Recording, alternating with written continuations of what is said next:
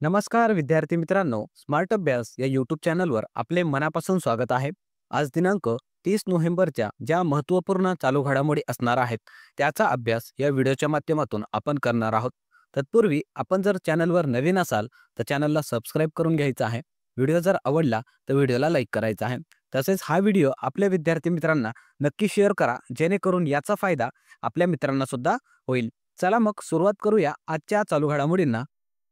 आणि आजच्या चालू घडामोडीचा पहिला प्रश्न असणार आहे की नुकतेच भारताने बॅलिस्टिक मिसाईलचे यशस्वी परीक्षण केले, त्याचे नाव काय आहे? आणि ऑप्शन्स या ठिकाणी देण्यात आले आहेत. याचे योग्य उत्तर असणार आहे ऑप्शन नंबर ए, K4 असं त्या बॅलिस्टिक मिसाईलचं नाव असणार आहे मित्रांनो. त्याविषयी थोडी अधिकची माहिती आपल्याला या ठिकाणी पाहायची आहे. ही जी काही बॅलिस्टिक मिसाईल आहे K4 नावाचं, ते नाव आपल्याला लक्षात ठेवायचं आहे. आणि ही जी मिसाईल आहे त्याचं यशस्वी परीक्षण हे नुकतंच भारतीय नौदलाकडून करण्यात आलेलं आहे. आणि हे जे काही परीक्षण झालेलं आहे किंवा जे टेस्टिंग झालेलं आहे ते जी काही आपली पाणबुडी आहे अरिघात, त्या पाणबुडीवरून त्याचं यशस्वीपणे असं मिसाईलचं परीक्षण हे करण्यात आलेलं आहे. हे सुद्धा आपण लक्षात ठेवायचं आहे. आणि ही जी मिसाईल आहे K4 नावाची, त्याची मारा करण्याची क्षमता किती आहे तर 3400 किलोमीटर पर्यंत ही क्षमता त्याची मारा करण्याची आहे. हे सुद्धा पॉईंट आपल्यासाठी महत्त्वाचा आहे. त्यासोबतच ज्या भारतीय नौदलामधील आण्विक पाणबुड्या आहेत त्या कोणत्या आहेत हे सुद्धा आपल्याला लक्षात ठेवायचं आहे. जसं पहिली आहे अरिहंत नावाची, त्यानंतर दुसरी आहे अरिघात आणि एक तिसरी आहे ज्यामध्ये अजून टेस्टिंग तिचं सुरू आहे. अशा 3 आण्विक पाणबुड्या आहेत ज्या भारतीय नौदलामध्ये समावेश त्याचा करण्यात आलेला आहे. या गोष्टी आपल्याला माहिती असणं गरजेचं आहे. त्यानंतर पुढचा प्रश्न असणार आहे की नुकतेच दूध उत्पादनात जगातील पहिल्या क्रमांकाचे देश कोण बनले आहे? आणि ऑप्शन्स या ठिकाणी देण्यात आले आहेत. याचं योग्य उत्तर असणार आहे ऑप्शन नंबर बी, भारत हा नुकतंच दूध उत्पादनामध्ये जगामध्ये पहिल्या क्रमांकाचा देश ठरलेला आहे. त्याविषयी थोडी अधिकची माहिती आपल्याला बघायची आहे.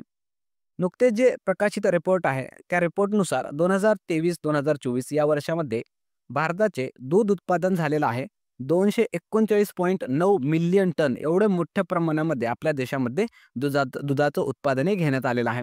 आणि भारत हा जगामध्ये दुधाच्या उत्पादनामध्ये पहिल्या क्रमांकावर आलेला आहे. तर हा मुद्दा आपल्यासाठी महत्त्वाचा आहे. त्यासोबतच आपल्याला हे सुद्धा लक्षात ठेवायचं आहे की भारत हा जगातील एकूण दूध उत्पादनापैकी 24% दुधाचं उत्पादन करतो. म्हणजे जगामध्ये एकूण जे काही दुधाचं उत्पादन होतं त्याच्या 1/4 आपण एवढं म्हणू शकतो की तेवढं एकट्या भारतामध्ये दुधाचं उत्पादन हे केलं जातं. त्यासोबतच आपल्याला या सुद्धा गोष्टी लक्षात ठेवायचं आहे की भारतामधील जे काही श्वेत क्रांती झालेली आहे दुधासंबंधित, व्हाईट रेव्होल्यूशन ज्याला म्हटलं जातं, त्याचे जनक आहेत डॉक्टर वर्गीस कुरियन. आणि त्यांच्याच जन्मदिवशी राष्ट्रीय दूध दिवस म्हणून भारतामध्ये साजरा करण्यात येतो 26 नोव्हेंबर या दिवशी. हे सुद्धा पॉईंट आपण लक्षात घ्यायचं आहे. त्यासोबतच याच रिपोर्टनुसार सांगण्यात आलेलं आहे की भारतामधील दूध उत्पादन करणारे टॉपचे राज्य कोणते आहेत तर पहिल्या क्रमांकावर आहे उत्तर प्रदेश, दुसऱ्या क्रमांकावर आहे मध्य प्रदेश, तिसऱ्या क्रमांकावर आहे गुजरात आणि आपल्या महाराष्ट्राचं 4था क्रमांक लागतो भारतामध्ये दूध उत्पादनामध्ये. हे सुद्धा आपल्याला लक्षात ठेवायचं आहे. त्यानंतर पुढचा प्रश्न आपल्याला बघायचा आहे की नुकतेच मालदीव देशात भारतीय उच्चायुक्त म्हणून कोणाची नियुक्ती करण्यात आली आहे? आणि ऑप्शन्स या ठिकाणी देण्यात आले आहेत. याचे योग्य उत्तर असणार आहे ऑप्शन नंबर बी, जी बालासुब्रमण्यम यांची नुकतंच मालदीव या देशामधील भारतीय उच्चायुक्त म्हणून त्यांची नियुक्ती करण्यात आलेली आहे. त्याविषयी थोडी अधिकची माहिती आपल्याला या ठिकाणी बघायची आहे. हा जो काही मालदीव देश आहे त्याची राजधानी आहे माले. सध्या प्रमुख आहेत त्या देशाचे मोहम्मद मोइझू आणि चलन आहे मालदीव रुपया. तर या गोष्टी आपल्याला मालदीव विषयी लक्षात ठेवायच्या आहेत. त्यासोबतच 2024 या वर्षामध्ये ज्या इतर महत्त्वाच्या नियुक्त्या झालेल्या आहेत या नियुक्त्यांवर आपल्या परीक्षेमध्ये हमखास प्रश्न हा विचारला जातो. म्हणून त्यासुद्धा आपल्याला पाहणं गरजेचं आहे. तर पहिली आहे नियुक्ती SSBचे प्रमुख म्हणून अमृत मोहन प्रसाद यांना नियुक्त करण्यात आलेलं आहे. BSFचे प्रमुख बनले आहेत दलजीत सिंग चौधरी. CRPFचे प्रमुख बनले आहेत अनिश दयाल सिंग. CISFचे प्रमुख राजविंदर सिंग भट्टी. NSGचे प्रमुख बनले आहेत B श्रीनिवासन. SPGचे प्रमुख बनले आहेत आलोक शर्मा. ITBPचे प्रमुख राहुल रसगोत्र. NDRFचे पियुष आनंद. NCB अर्थात नार्कोटिक्स कंट्रोल ब्युरोचे प्रमुख बनले आहेत अनुराग गर्ग. त्यासोबतच जे आपले 3 सैन्य दल आहेत त्या तिन्ही सैन्य दलांचे प्रमुख सुद्धा नवीन नियुक्त करण्यात आलेले आहेत. ते सुद्धा आपल्याला पाहायचं आहे. जसं भारतीय हवाई दलाचे प्रमुख बनवण्यात आले आहेत अमरप्रीत सिंग. भारतीय नौदलाचे प्रमुख बनलेत दिनेश कुमार त्रिपाठी आणि भारतीय सेना प्रमुख बनले आहेत उपेंद्र द्विवेदी. त्यासोबतच आपल्या महाराष्ट्राच्या दृष्टीने 2 नियुक्त्या झालेल्या आहेत. त्या आपल्यासाठी महत्त्वाच्या. जसं महाराष्ट्राच्या मुख्य सचिव आहेत सुजाता सौनिक आणि महाराष्ट्र राज्याचे पोलीस महासंचालक आहेत रश्मी शुक्ला. तर या गोष्टी सुद्धा आपण लक्षात ठेवायचं आहे. त्यानंतर पुढचा प्रश्न बघण्या अगोदर व्हिडिओ कसा वाटला ते कॉमेंटमध्ये सांगायचं आहे. चॅनलवर नवीन असाल तर चॅनलला सबस्क्राईब करून घ्यायचा आहे. चला मग पुढचा प्रश्न आपण बघणार आहोत की भारताच्या इतिहासात पहिल्यांदाच कोणत्या केंद्रशासित प्रदेशामध्ये संविधान दिवस साजरा करण्यात आला आहे. आणि ऑप्शन्स या ठिकाणी देण्यात आले आहेत. याचे योग्य उत्तर असणार आहे ऑप्शन नंबर बी जम्मू आणि काश्मीर. हा जो काही केंद्रशासित प्रदेश आहे त्या ठिकाणी भारताच्या 75 वर्षाच्या इतिहासामध्ये पहिल्यांदाच त्या ठिकाणी संविधान दिवस साजरा करण्यात आलेला आहे. त्याविषयी थोडी अधिकची माहिती आपण या ठिकाणी बघणार आहोत. आपण जर बघितलं तर ऑगस्ट 2019च्या पूर्वी जम्मू आणि काश्मीर जे राज्य होतं मित्रांनो ते त्याच्यासाठी स्वतंत्र असं संविधान होतं. त्या राज्याचं वेगळं असं ध्वज होतं. म्हणजे भारताचं संविधान त्याला लागू पडत नव्हतं. अशा वेगळ्या प्रकारचं त्या ठिकाणी संविधान होतं. ते जे काही त्याला विशेष अधिकार मिळालेले होते ते कलम 370 मुळे देण्यात आलेले होते.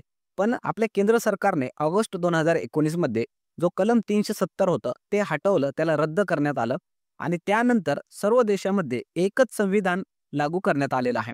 आणि त्या दृष्टीने आता जाऊन कुठेतरी जे काही जम्मू आणि काश्मीर राज्य आहे त्या राज्याचा दर्जा सुद्धा मागच्या काळामध्ये हटवण्यात आलेला आहे आणि त्याला केंद्रशासित प्रदेश बनवण्यात आलेला आहे.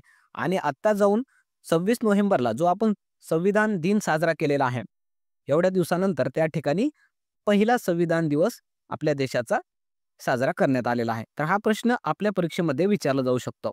जम्मू काश्मीर जर आपण बघितला तर त्याची राजधानी आहे श्रीनगर. मुख्यमंत्री आहेत सध्या ओमर अब्दुल्ला आणि त्या ठिकाणी काही प्रमुख असे प्रसिद्ध पर्यटन स्थळ आहेत ते आपल्याला लक्षात ठेवायचं आहे. जसं त्या ठिकाणी जगप्रसिद्ध असं शालिमार उद्यान आहे आणि दाल सरोवर आहे. हे खूप IMP पॉइंट्स आहेत मित्रांनो, ते आपण लक्षात ठेवायचे आहेत. त्यानंतर पुढचा प्रश्न आपण बघणार आहोत की नुकतेच प्रकाशित नेटवर्क रेडिनेस इंडेक्स 2024 नुसार भारताचा क्रमांक कितवा आहे. आणि ऑप्शन्स या ठिकाणी देण्यात आले आहेत. त्याचे योग्य उत्तर असणार आहे ऑप्शन नंबर सी. भारताचा या इंडेक्सनुसार 49वा क्रमांक आहे. त्याविषयी थोडी अधिकची माहिती आपण या ठिकाणी बघणार आहोत.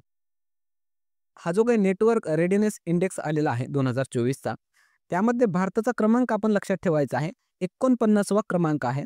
पहिल्या क्रमांकावर आहे अमेरिका आणि दुसऱ्या क्रमांकावर आहे सिंगापूर हा देश.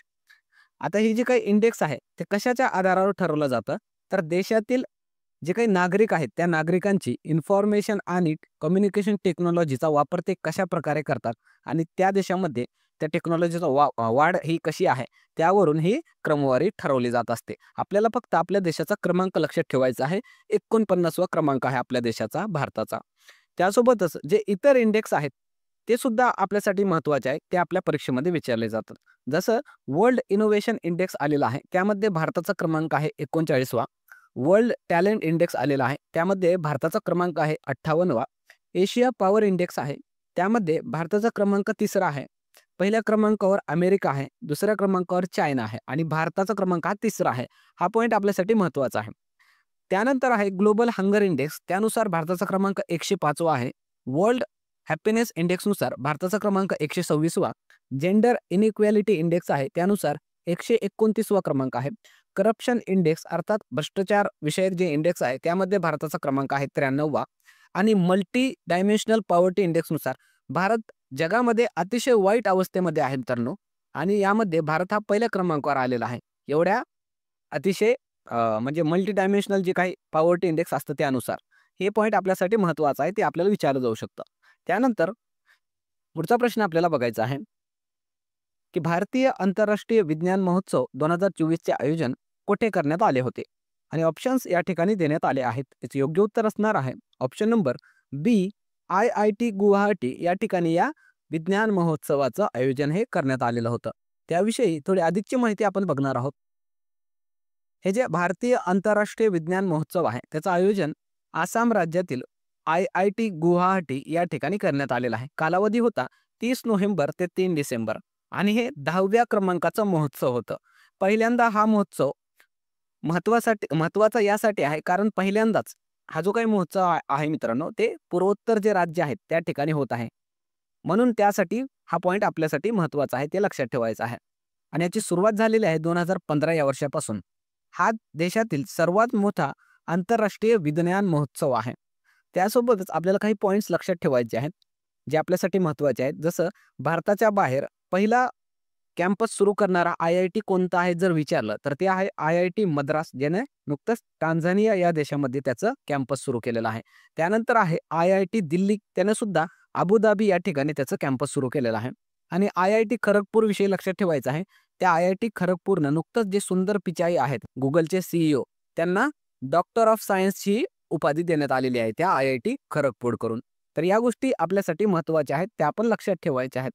तसेच मित्रांनो, तुमच्यासाठी एक महत्त्वाची अशी सूचना आहे, की जे विद्यार्थी नवीन आहेत, ज्यांना खरंच जे काही वेगवेगळ्या एक्झाम्स आहेत, तुम्ही कोणत्याही परीक्षेची जरी तयारी करत असाल आणि तुम्हाला त्यामध्ये जर समस्या येत असतील, काही डाउट्स असतील, अभ्यास कसा करावा परीक्षेचा, असा काही गोंधळ जर उडालेला असेल आणि तुम्हाला समजत नसेल, तर तुम्ही या दिलेल्या WhatsApp क्रमांकावर आम्हाला नक्की विचारू शकता, मेसेज करू शकता. तुम्हाला अवश्य तुमच्या परीक्षेसाठी अवश्य ती हेल्प ही केली जाईल. म्हणून ज्या विद्यार्थ्यांना परीक्षेमध्ये किंवा अभ्यासामध्ये जे काही डिफिकल्टीज येत आहेत, त्यासाठी तुम्ही या क्रमांकावर अवश्य मेसेज करा. तुम्हाला अवश्य ती मदत करण्याचा प्रयत्न हे आमच्याकडून केला जाईल.